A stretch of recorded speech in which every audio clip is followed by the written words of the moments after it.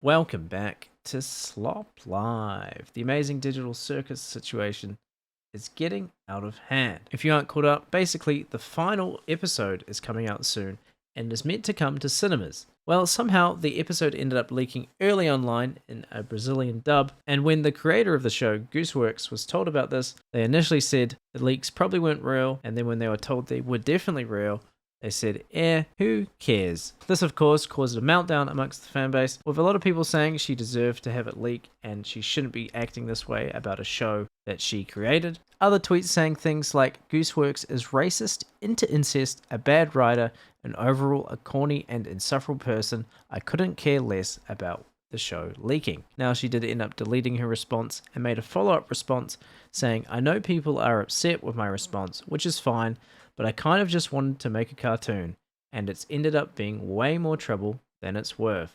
I really just can't keep my heart in this thing anymore. It's gotten too much bigger than me, and I probably shouldn't be the figurehead of it. It's also worth noting that the amazing Digital Circus fanbase is probably one of the worst fanbases on the internet right now, and is probably the reason gooseworx no longer seems to care that much about the show. One tweet with 50,000 likes saying, the amazing Digital Circus got leaked, and instead of getting mad at the leakers, we're mad at gooseworx. One with 60,000 likes saying Goose's apathy is 1,000% justified.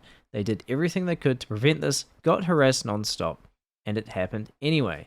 This fandom genuinely deserves nothing.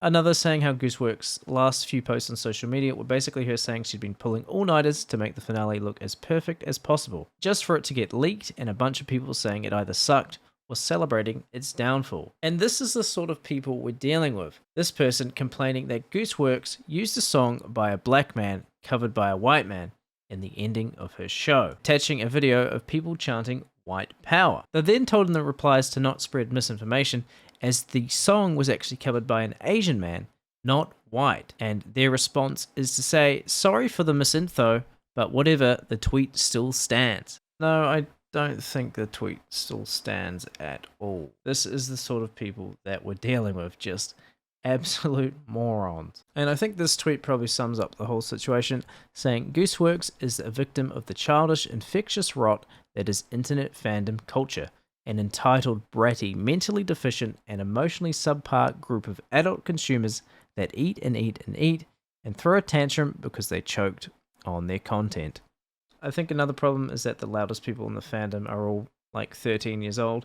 And someone dug up this old tweet from gooseworx 3 years ago saying, when this circus show comes out, I'm going to have to ask all of you to sign a waiver stating that you'll be a good fandom and not a horrendously vicious, annoying one.